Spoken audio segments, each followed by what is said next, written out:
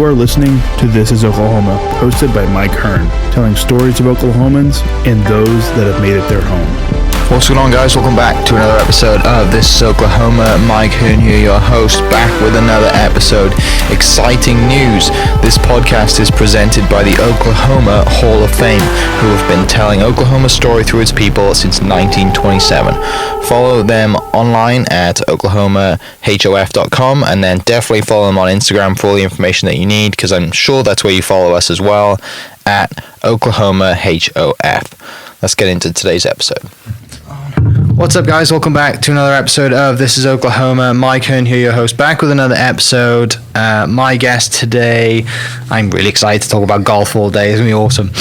My guest today is Beth Brown, and obviously has a book out, multiple books, I assume, maybe no, this coming. This is the first. This is the first, okay. As if you're watching, you'll see Divot and Swish on the video with us. I have the book in front of me here, children's book, but obviously the name's Divot and Swish. You have a golf background, and we will get into all of that, but thanks for coming down to our Bedford studio today. And before we dive into the book stuff, let's talk a little bit about you. Where were you born? Mike, I was born in Fort Smith, Arkansas, but that's just because there wasn't a big enough hospital or safe enough. I'm not sure which one, in Sallisaw, Oklahoma. So Sallisaw or Muldrow. So I actually grew up in Sequoyah County in eastern Oklahoma. Okay. And brothers and sisters, big family? I guess it's medium. These days, I have two younger brothers. Okay, so you're the first and the oldest. I am the first and the oldest. I was supposed to have been a boy. My dad was a high school basketball coach, so I got to do a lot of things that young women didn't get to do in Sequoyah County back in the day, because I was the oldest and my dad was the coach, so I went everywhere with him. And he was, quote, babysitting you by having you along and playing. So you probably grew up playing with a lot of the guys then, if your dad was coaching. I grew up playing with virtually all guys, everything that I did, from the time I was in first grade. I would ride the bus from the elementary over to the high school where my dad was having practice, and the junior high boys would practice in the back gym. Yeah. And so we back there literally in first grade playing with them. My dad had set up a lower goal. They didn't have those adjustable ones then. Right. And so then even through the summer, those were my buddies, and I would go to the swimming pool in the summer, and the older kids were telling me to do flips off the diving board to almost hit my head, and then they got in trouble because the principal ran the swimming pool in the summer, and he told my dad. So, but anyway, I grew up playing just about everything, just with all boys pretty much. So your competitive side probably comes from that then, right? Being a girl and kind of being, I guess, a little underrated as a kid, and girls against boys, that whole thing, playing guy sports against guys. You must have been super competitive and fierce as a kid. Yeah, I think I was born a little bit that way, but I hadn't thought about it that way. But that environment probably brought it out, where I was proactive. I'd go on the offensive in terms of antagonizing or teasing boys and taking it to them if I was playing basketball. There wasn't really any other kids around there playing golf, so I played golf a lot with my mom and dad, and then by myself. Yeah. Who was first to get you into the game? Was it mom or dad? Well, my mom and I started golf at the same time, actually. Okay. Yeah. And what time was that? I first played 2 or 3 times a summer, starting when I was 8. Okay. And then when I was 11, I started playing softball, and I was on a very competitive 11, 12-year-old team, and we traveled a lot, and my brothers got drug around, and I think the catalyst that caused the end of that was me crying in the back seat after we lost a game because the shortstop lost the game because she made an error.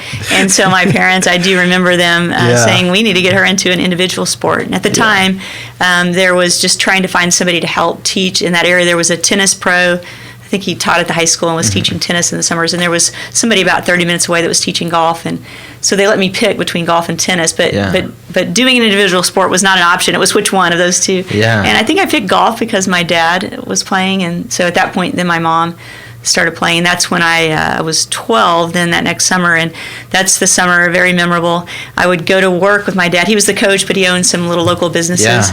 And I would go with him. He had a convenience store and gas station, and then the Dairy Queen was next door. And conveniently, the 9-hole golf course below the floodplain with sand greens was right behind. So I would go walk 9 or 18 holes with my little red vinyl bag in the morning, put on my little Dairy Queen uniform, work from 11:30 to 3:30, and then switch out and go back and walk 9 or 18 holes in the evening. So that's how it started. Simple times, right? Back to, what I would give to be doing something like that today, right? Playing, back as you were a kid, playing golf all day or 9 holes here and there. It's just love of golf, love of the game, and kind of, you know, you just not care in the world other than golf and going to work and paying your dues and stuff. But so high school, do you stay in Sallisaw to go to high school, or do you guys move? Well, we stayed there, but I ended up transferring to Muldrow. Okay.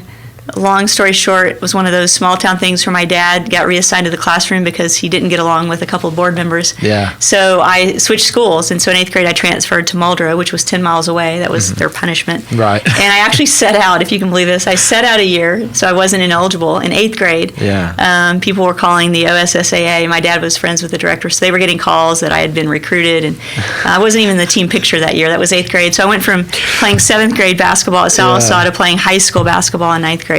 That's awesome. So it was a big leap, but Muldrow had big girls basketball, so so that was a good opportunity. I'm glad I did what I did, but it wasn't fun to go to Sunday school and nobody talked to me. Small because we still lived in Sallisaw, right? And I went to school 10 miles away. It reminds me of just little small town. What's that? Friday Night Lights and all the rest of it. Like that stuff exists. It's real, isn't it? The small town politics and small town politics for sure. It can get interesting for sure. So, you know, continued to play golf in high school, and then traveled, got good enough, and thought, you know what, I'm going to go to university.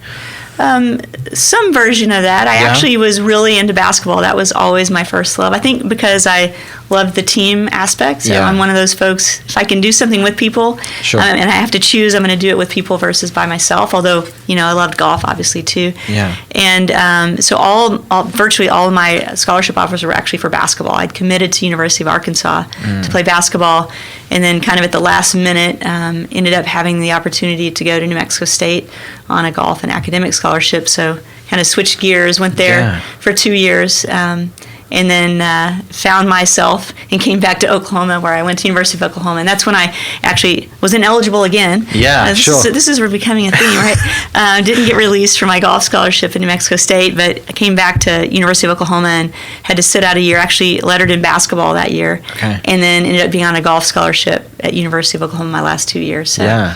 So it was quite an adventure. Not with Divot and Swish yet, but I think it was building up to these stories. Yeah. How was that experience for you as competitively? You know, you turn down going and playing basketball and then think, I'm going to go to New Mexico State and play golf. How was that?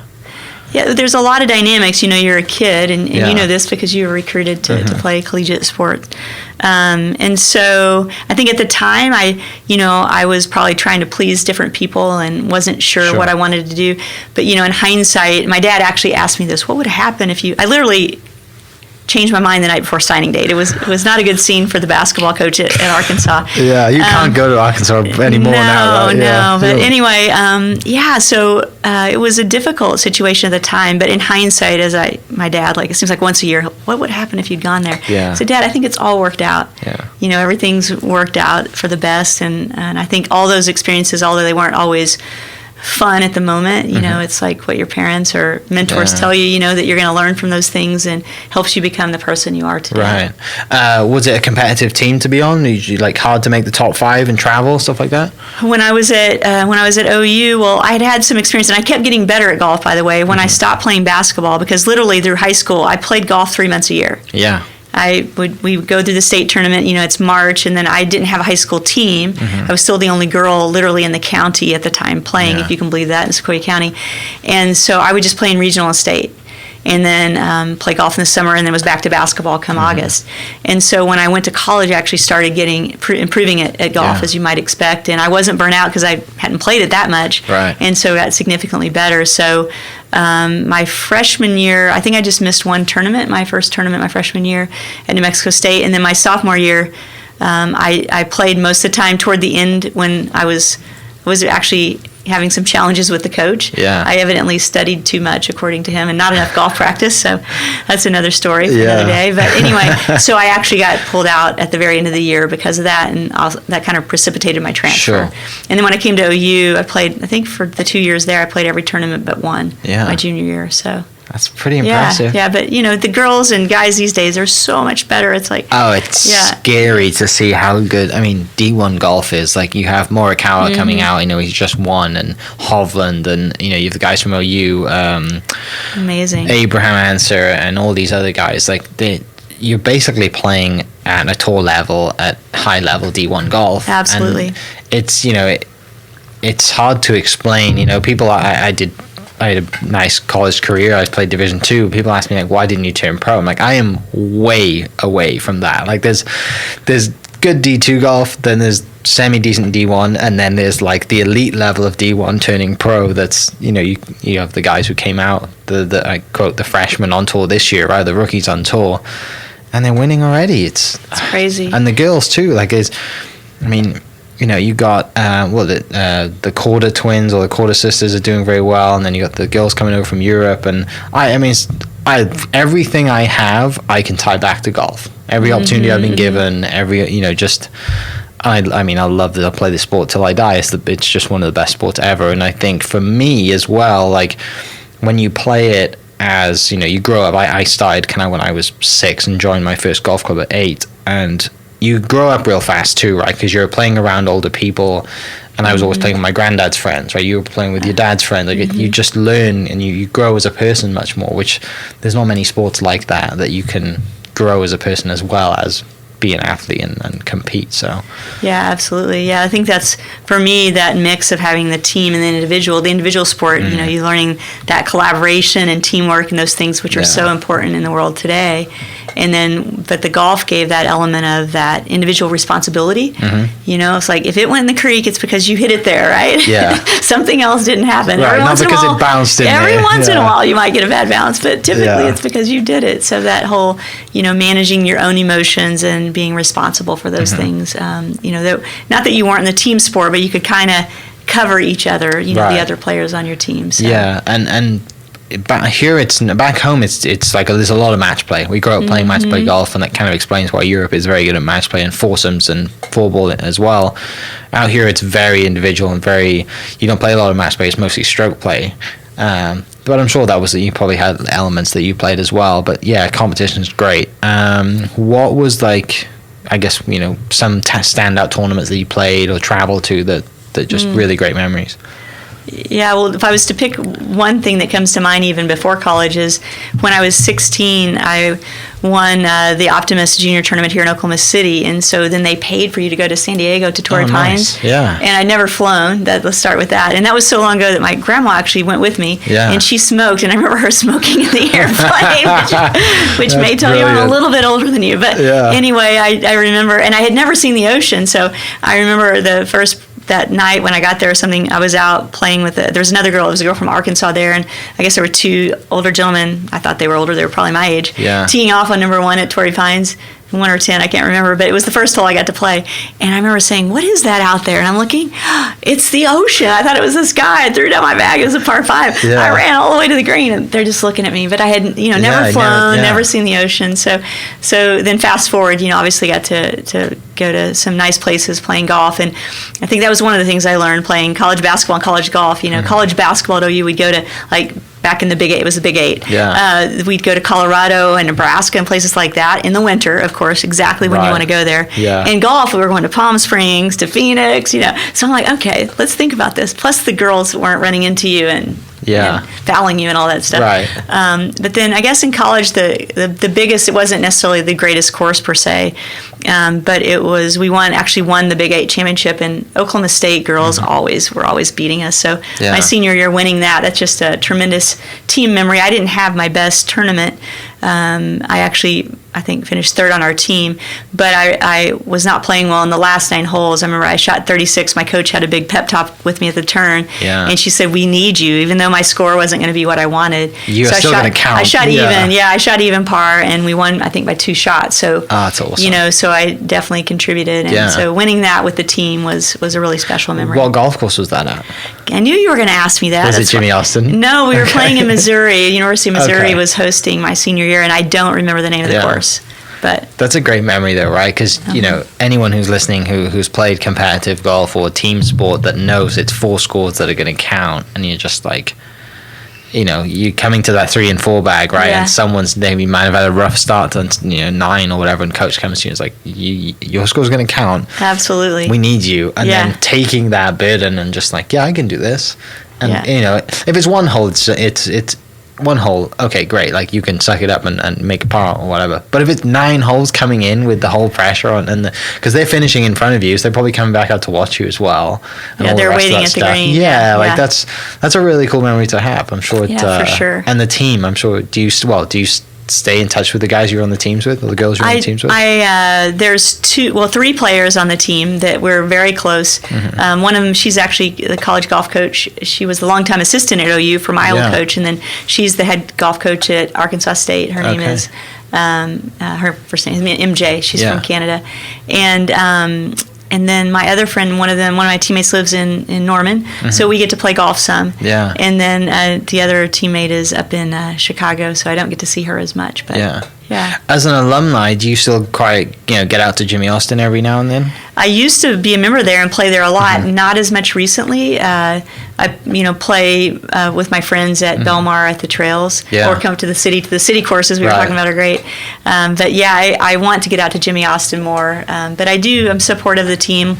They have a different coach now, but Coach Vero, Coach Fee, she's done an incredible job there. And I went out and braved the cold weather they were playing up at Stillwater last fall. So I don't think they have tournaments close until I'm going to probably go down to Dallas and watch them at the Big 12. Plus, they've kind of had that break with the whole COVID thing. Yeah. So I'm still very supportive and interested in the women's golf program. Did I see recently that one of the OU women made the women's Masters, the women's amateur at the Masters, right? Caitlin Mulligan, yes. Yeah, she's had a great career. She had an injury last fall to her wrist, and so she's just getting back into it. They've just played one tournament, so but she did. Yeah, she'll be there. Yeah, and they play quite a lot out at Belmar, right? I love Belmar. I think it's such a great golf course. I do too. I love Belmar. I only live like 4 miles from there. So it's in great shape. Yeah, and I failed to say, she was basically my teammate, but we weren't on the team at the same time. But she and her husband her husband was on the men's team, Kim and Rick Bell, and they're members out there, so I play out there quite a bit with Kim. Awesome place. Yeah, for sure. I love it. Yeah, the team plays at different courses, as you probably did, preparing for the type of tournament, the certain grass on the greens and that sort of thing they're going to play. But obviously their home course is the Jimmy. Yeah. Which we used to call the Goat Ranch. It's very different now. Oh, really? It didn't have irrigation back in the day. The Goat Ranch. We called it the Goat Ranch. It was basically just where the goats would want to eat the grass. Right? It was so bad. But now it's nowhere near what it is today. No, yeah. They have the incredible practice facility out there. So yeah, because they have that like little par 3 golf course, right? The Ransom and the whole course. range. Yeah. What is it, the Co? Yeah, the center or something like that. Yeah, and then the Ransom course is the short course. What a place! I know. I know. I want to go back and be in college again. What about you? Well, when I sit and I reminisce a little bit, and I think to myself, because I obviously didn't go to a state school, and I see just Carsten and Jimmy and the OU stuff. I'm like, what would it have been like to go to a bigger school and have those facilities and stuff? It would have been awesome, but I probably would have had a class full of 400 people, and I'm not 40 like I did at SNU. Exactly. Yeah. But to that point, obviously, you went to New Mexico on an academic scholarship as well, right? And then took that to OU. Academics was big for you and the family growing up? Absolutely. Well, my dad was a high school teacher and coach, and he liked to say he coached a real subject. He actually coached science. He taught science, sorry. He coached basketball. But, he wasn't sloughing off on the academics. And that was really important to my mom as well. So they always were really pushing education. Yeah. So what was your degree in? Did you change? You kept the same degree when you transferred? No, I changed my degree a few times. Yeah, I went from journalism to business. And then I remember calling my dad saying, because I got bored in the business classes. Yeah, and that's easy to do. I was like, I can figure this out. It's mostly about people, right? And then I said, I'm going to change to letters. And I remember calling my dad. In letters at OU, it's like you're learning languages, and it's the education that everybody went to law school or medical school or into the seminary. Sure. And so I said, I'm going to change my major to letters. And he goes, wow, what's next? You're going to learn your numbers? And I'm like, no, Dad. He's like, thanks, Dad. I go, what is it? But to his credit, he let me do it. But it was all about critical thinking and speaking and writing and learning all those skills, which has been profoundly helpful to me in my career. So it's like life skills, isn't it? Presenting and that's awesome. So you from my research and notes, you have a Ph.D., right? I do. Yeah, my That's friends say piled high and deep is what it stands for. No, I loved school, right? Yeah. So yeah, I went on, and one of the things that was fascinating to me was performance, and in basketball, I had a different mindset, right? I remember I'd look in the mirror, I was getting ready to play, I'm like, "You're Beth Brown, and no one can stop you." Yeah. Literally, like I said that looking in the mirror, and then in golf, it just kind of came and went, right? It's like, and so I was like, what was that? And so I had the opportunity. I'd gone out to California and gotten a job in the golf business because I thought, I'll work at a golf course. Yeah. And then I get to play golf. And I was going to play on the Players West Tour, it was called at the time. Yeah. Now, that doesn't happen. If you work at a golf course, you want to leave when you're done working. But anyway, fast forward, I ended up getting into graduate school because of the golf business. I was giving lessons to this lady whose husband was best friends with the department chair. Yeah. One of those things. Great connection. And so got in as a graduate assistant, teaching assistant, and ended up getting connected with Dr. Glenn Albaugh. And he's older now, but he worked with a lot of tour players. Scott McCrary would be one that you have heard of, and some others back in the day. Kirk Triplett, a lot of the senior tour age. But yeah, Glenn was a professor and the golf coach there at University of Pacific, and so I got in there and did my master's there and spent a lot of time with him, and then went on to University of Kansas, and David Cook was there doing a lot of work with golfers. And so, but it was my curiosity around performance and how can we consistently choose confidence, how can we perform more consistently even when we don't feel like it. And those sorts of things really drew me into that. So my doctorate's actually in education with an emphasis in sports psych.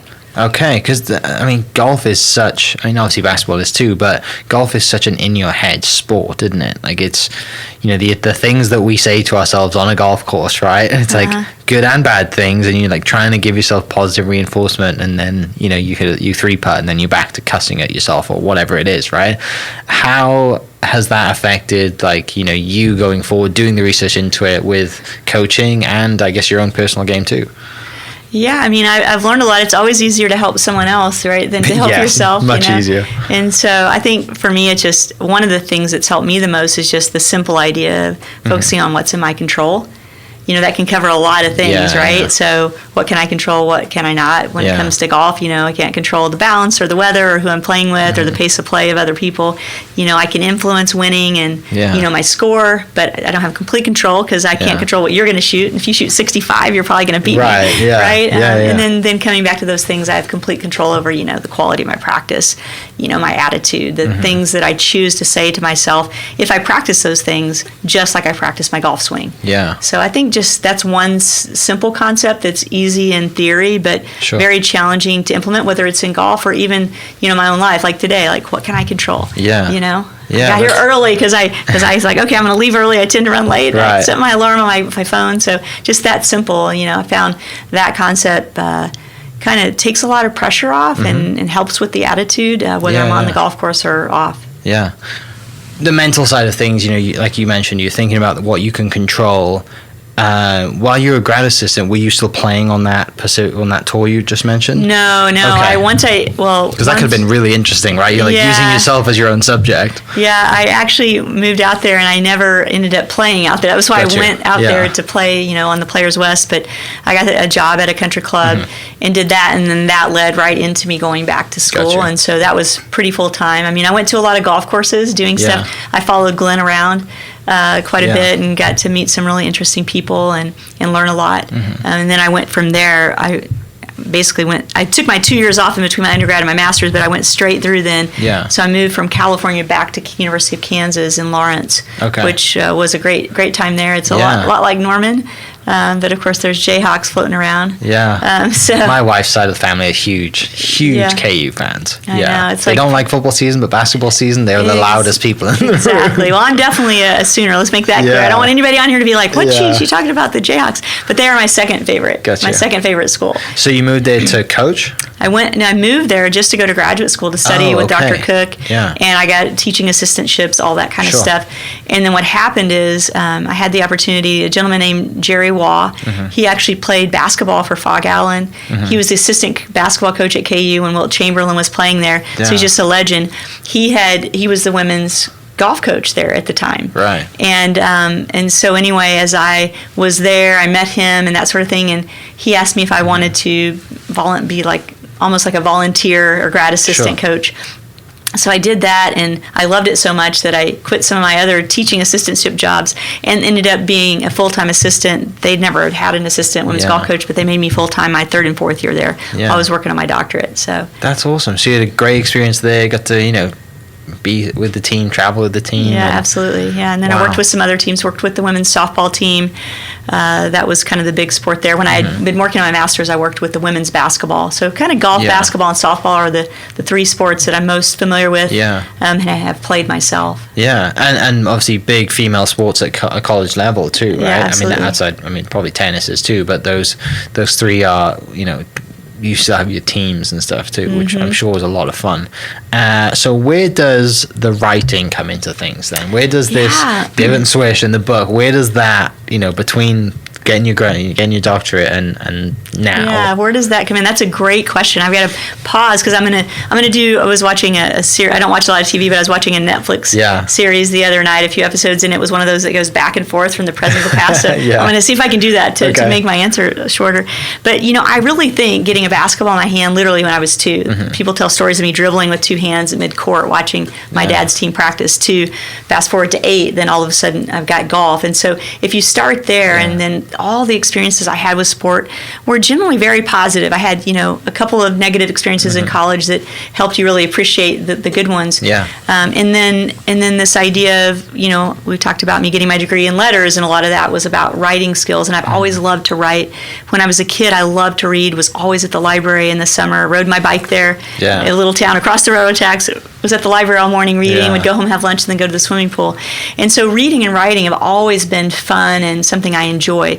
And then sport as well, right? And so if you kind of lay that as the foundation, it starts to make more sense. If you fast forward to about 15 or so years ago, and I was married at the time, still very dear friends with my ex-husband, and his name's Rudy Duran. That might ring a bell. He was Tiger Woods' first coach. Oh, really? Yeah, and so So anyway, we were in a bookstore and we were looking at children's books, and I always loved Dr. Seuss.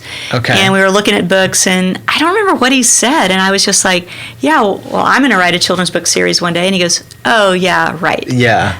What is it going to be? And I go, I said it. I said adventures. I said but it was close enough. Adventures of Divot and Swish. And he goes, oh, that sounds kind of cool. Yeah. He goes, what's that going to be? And I said, well, I don't know all the stories, but, of course, Divot's a golf ball and Swish is a basketball net, and they're gonna have some adventures. I don't know what it is yet, right?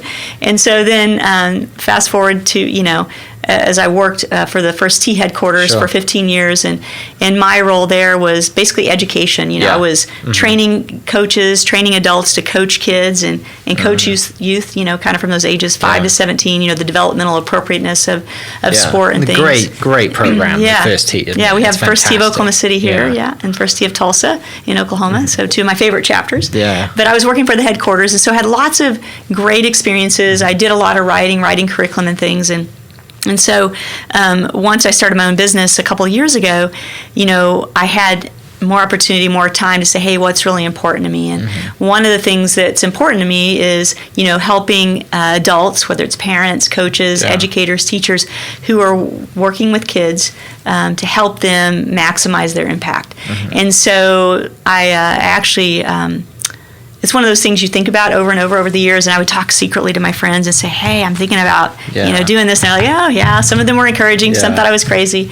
And then finally what kind of put me over the edge was I was at a women's leadership luncheon at the Chamber of Commerce down in Norman, and a lady named Jill Donovan, who's the owner of Rustic Cuff out of Tulsa. Oh yeah. She was the speaker, and she talked about her journey about being a law professor, and she got embarrassed on the Oprah Winfrey Show, and she ended up starting making these cuffs for therapy and giving them to her friends. The next thing, fast forward, now she's a massive business. But it was not all of a sudden. It was a step by step. I remember her saying that, and she didn't have any idea what she was doing, basically. It's 15 years of overnight success. Yeah, right? And so I talked to her after she spoke, and I said, I'm gonna start this book after listening to you. It was just the right person saying the right thing at the right time. For some people, they might relate. Sometimes when you're in church, if you go to church, the preacher's preaching, you're like, you're looking around, he's talking to me, or she's talking to me. So anyway, and so then, I just I started. I set aside some dates on my calendar, and so all of that to say, I'm getting into the weeds, as my friends would say. Yeah. But I think the mission, of Divot and Swish is to inspire families and kids to have fun, become more active, and to learn life lessons through sports. And so if you think about where I started, basketball I hand at 2, golf club at 8, to my work with the First Tee headquarters, really it all has led to this. And so if I could do one thing, I would just be out there with coaches and teachers and parents and kids and sharing the story of Divot and Swish. That's awesome. Which I'm going to get to do later this week. I'm doing my first in-person book adventures at Muldrow Elementary, my old, where I went to high school. Yeah, so I'll be there Thursday and Friday this week. That's really cool. I'm sure it's nice to go back and do, I was here. Relate that to the kids that are there. Like I was literally in the same seat that you were in. Yeah, absolutely. You mentioned there that you went to work for the First Tee, but you mentioned starting your own business. Well, when was that, and what do you do specifically? Yeah, that's a great question. So I started my own business it's been about just a little bit over 2 years ago. I guess it's March, so technically it was around December of 2018, so just a little over 2 years. And it's called Team Arias, and Arias means golden in Latin. Okay. And so it's this idea of helping individuals and teams achieve their own gold standard of performance. And so I'm finding that I enjoy working with individuals the most. I thought I would like the team element, but I love the relationships I get to build, basically helping coaches or business people, whoever they are, really kind of assess where they're at, where they want to be, help them close the gap. So some individual and team coaching. And then, of course, what I'm getting to do with Divot and Swish. And then I still do some educational consulting as well. Okay. So now, right, obviously the book is out, but through life experience, you have so many stories that you can, put an educational twist on them to make them to add value to anyone reading, or mums or parents reading to their kids. What is the plan? I assume this isn't just one book, right? There's many more coming. The plan is for many more. I have a layout of 18 holes in golf. And, Divot and Swish, they travel the world. The first one, they go to Costa Rica and they learn courage through surfing. And so it's this idea of they're going to learn how to be balanced on the surfboard, so the physical skill. But the primary thing is the life lesson that they learn.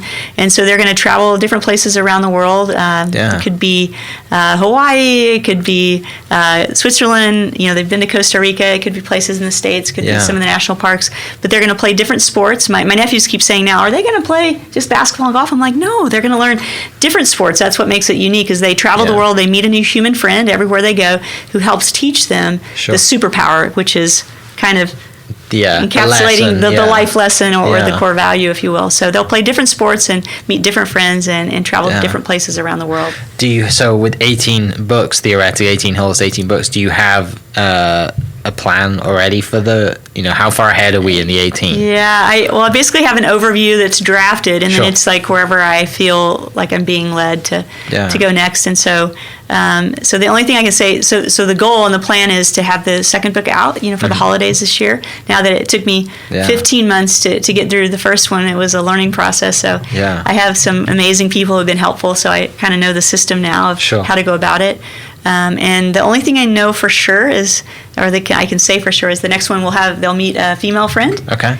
And they're definitely going to have an amazing adventure. But I'll hold off because there's 4 or 5 things floating around. Sure. Right. I haven't written a book. I think I probably said, I'm going to write a book one day. Like everybody else has probably said that once, but you've actually done it. What was it like getting that first proof in the mail when you opened that first book and saw the cover and thought, wow, I've actually done this? Yeah, when I had some soft copies made, to share with some people to get some feedback and things. When I actually got the books with the hard copy in it, I actually made a video about it. I was freaking out, to be honest. It's like, oh my gosh, it's like, this is real. It's real. And so it's still a little bit surreal, honestly. And so, like I said, there's just been so many people that have been so helpful. People that didn't even know me, and you just like call them up blindly, like Mr. Jim Tolbert, who's the owner of Full Circle Books here in Oklahoma City. He's been incredibly helpful. In fact, there's some books there right now. He's got the books out. So, and there's just been a ton of other people, family and friends, of course, but just people that I only met because of this, and they took the time to help me and advise me. Yeah, people outside, like family and friends, feel obligated to help you, right? Like, even if they feel bad or sorry for you, they're going to help you. But when you get compliments and you get help from outside people, like you said, you've never met before, and you meet them once or twice, and you're like, yeah, we'll help you. You're like, yeah. Oh, that means so much, and it also means that I actually have something here as well. Right. It's like validating, and yes. it's realize like, oh, my product is of value to the market and stuff like that. So I'm sure you've had great reviews from family, but the better reviews come from the outside sources. Yeah, absolutely. And I'm learning too. I'm getting some feedback, and so obviously I'm going to tweak some things going forward. But the ultimate goal is to have a cartoon series. I mean, they just look like cartoon characters, right? They do. Yeah, so who wouldn't want to go watch cartoons about Divot and Swish? And we're working on a few other things in the interim here, other products. I have plushies that are under development, right? And my nephews have been the biggest advisors. I have some other friends that have little girls. Yeah. They're like, Aunt Beth, not dolls. They have to be plushies, because boys and girls like plushies. Or stuffed animals. And then we have some stickers, and there's some free downloadable coloring pages actually on the website. So at some point those will turn into an actual coloring book. But we're actually having a coloring contest. I think it starts like the 16th or 17th of this month. Okay. For a couple weeks, so families can go online. They can download the pictures and read the instructions and submit that to win some prizes. So it's so cool, isn't it? And it's great to see like the interaction, and especially today, and what we're still going through with virus and all the uncertainty. I'm sure it's great for families to get together, download something, because I'm sure there's a lot of parents out there that are done with teaching their kids at home or watching their kids learn on Zoom, and they want to do practical stuff. What better to be reminded to go play basketball or golf outside, but also have the lessons from the book to come in, color and learn as well. Absolutely, yeah. And we're working on some things like that. I have some other people helping me, beginning to develop a bit of a curriculum for elementary, and for after school, where we'll have a physical activity. So again, they learn balance with the surfboard, and so you obviously need balance in lots of sports, and then some just the character lesson, some of the life and animal science. There's about 50 animals. My nephews, they said you need to put lots of fish and things in there. So there's awesome. 50 plus marine life and animals in there, and then also some. I'm working with the illustrator. We're developing a progression for some art, and from progressing from just coloring to actually where they would draw Divot and Swish. Sure. And we're going to actually try that out. We don't have the date set, but I'm going to do a book reading and signing at Full Circle, hopefully in April. We're working on the date, and the illustrator would actually come. So we'd have a book reading adventure, and then also an art element to that. So big plans. Big plans. I know. That's awesome. I have to come back. I like to look at the future. I got to come back to the present. We definitely share that, right? Because I'm such a future, and my wife's the total opposite. My wife is steady, and figure out the now, and I'm heads in the future. This is what we're gonna do, and all the rest of it. Right. You got to focus on building that first. But this has been great. For everyone listening, where can they go? Where can they buy the book? Where can they reach out and get in touch? Stuff like that. Absolutely. Well, they can go to my website, and they can just put in divotandswish.com, and it'll take them there. And that's divot like a golf divot, and all spelled out, and then swish swishing a basketball net. It's fun to explain that to K to 2, what's a divot and what's a swish. Both are the outcome of good shots. Very good shots, And so they can go to divotandswish.com, and there they can purchase the book, and I can autograph it. They can have me put a note in there and personalize it, and then they can also download the free coloring sheets, and hopefully there'll be some more stuff there soon.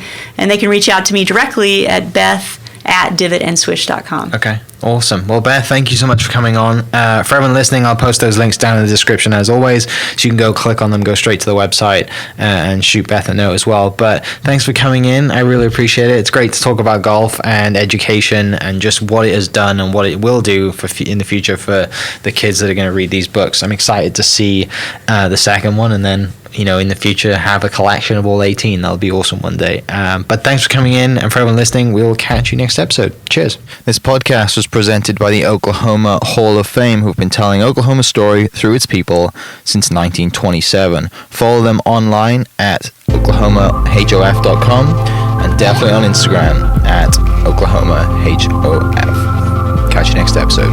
Cheers.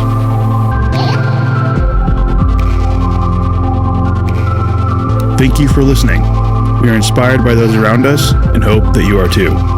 Make sure you subscribe to this podcast on your favorite podcast platform and leave us a review so we can keep telling your stories. For more great Oklahoma content, follow This Is Oklahoma on Facebook and Instagram.